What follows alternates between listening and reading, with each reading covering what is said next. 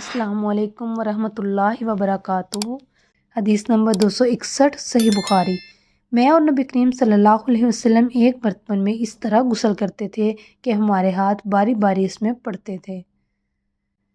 حدیث نمبر 262 صحیح بخاری۔ جب رسول اللہ صلی اللہ علیہ وسلم غسل جنابت فرماتے تو پہلے اپنا ہاتھ دھوتے۔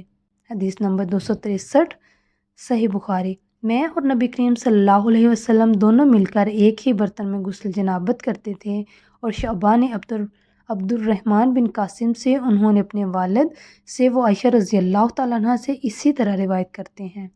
حدیث نمبر 264 صحیح بخاری۔ نبی کریم صلی اللہ علیہ وسلم اور آپ کی کوئی زوجہ مطہرہ ایک برتن میں غسل کرتے تھے۔ اس حدیث میں مسلم بن ابراہیم اور وہب بن جریر کی روایت میں شعبہ سے من الجنابات کا لفظ زیادہ ہے، یعنی یہ جنابت کا غسل ہوتا تھا۔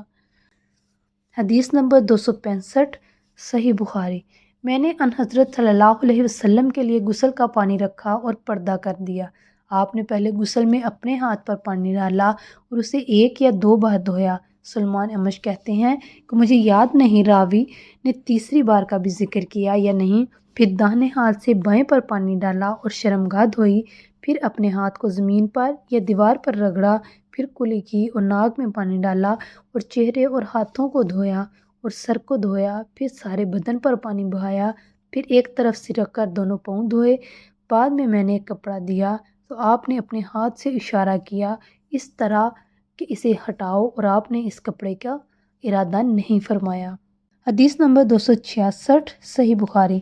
میں نے ان حضرت صلی اللہ علیہ وسلم کے لیے غسل کا پانی رکھا تو آپ صلی اللہ علیہ وسلم نے پہلے پانی اپنے ہاتھوں پر گرا کر انہیں 2 یا 3 بار دھویا، پھر اپنے داہنے ہاتھ سے بائیں پر گرا کر اپنی شرمگاہوں کو دھویا، پھر ہاتھ کو زمین پر رگڑا، پھر کلی کی اور ناک میں پانی ڈالا، پھر اپنے چہرے اور ہاتھوں کو دھویا، پھر اپنے سر کو 3 مرتبہ دھویا، پھر اپنے سارے بدن پر پانی بہایا، پھر آپ اپنے غسل کی جگہ سے الگ ہو گئے، پھر اپنے قدموں کو دھویا۔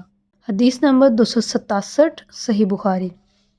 میں نے عائشہ رضی اللہ تعالیٰ عنہ کے سامنے اس مسئلے کا ذکر کیا تو آپ نے فرمایا، اللہ ابو عبد الرحمن پر رحم فرمائے، میں نے تو رسول اللہ صلی اللہ علیہ وسلم کو خوشبو لگائی، پھر آپ اپنی تمام ازواج مطہرات کے پاس تشریف لے گئے اور صبح کو احرام اس حالت میں باندھا کہ خوشبو سے بدن مہک رہا تھا۔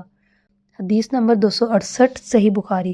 نبی کریم صلی اللہ علیہ وسلم دن اور رات کے ایک ہی وقت میں اپنی تمام ازواج مطہرات کے پاس گئے، اور یہ 11 تھے، 9 منکوحہ اور 2 لونڈیاں۔ راوی نے کہا، میں نے انس سے پوچھا کہ حضور صلی اللہ علیہ وسلم اس کی طاقت رکھتے تھے؟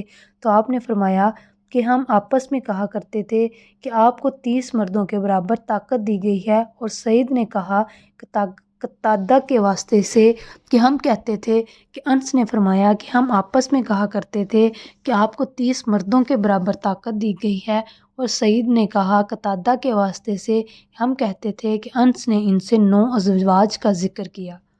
حدیث نمبر 269 صحیح بخاری۔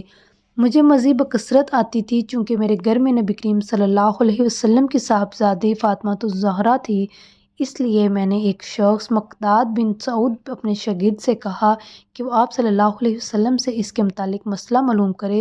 انہوں نے پوچھا تو آپ صلی اللہ علیہ وسلم نے فرمایا کہ وضو کر اور شرمگاہ کو دھو، یہی کافی ہے۔ حدیث نمبر 270 صحیح بخاری۔ میں اسے گوارا نہیں کر سکتا کہ میں احرام باندھوں اور خوشبو میرے جسم سے مہک رہی ہو۔ تو عائشہ رضی اللہ تعالیٰ عنہ نے فرمایا، میں نے خود نبی کریم صلی اللہ علیہ وسلم کو خوشبو لگائی، پھر آپ اپنی تمام ازواج کے پاس گئے اور اس کے بعد احرام باندھا۔ جزاک اللہ۔ صحیح بخاری کی پوری کتاب انشاءاللہ آپ کو میرے چینل پر ملے گی۔ میری نیکسٹ ویڈیو دیکھنے کے لیے میرا چینل سبسکرائب کریں، لائک اور شیئر کرنا مت بھولیں، بیل آئیکن کو ضرور پریس کریں تاکہ میری ہر آنے والی ویڈیو سب سے پہلے آپ کے پاس پہنچ سکے۔ آپ کا بہت بہت شکریہ، اپنا بہت سارا خیال رکھیں۔ اللہ پاک آپ کی مشکلیں آسان فرمائے اور آپ کے لیے آسانیاں پیدا فرمائے۔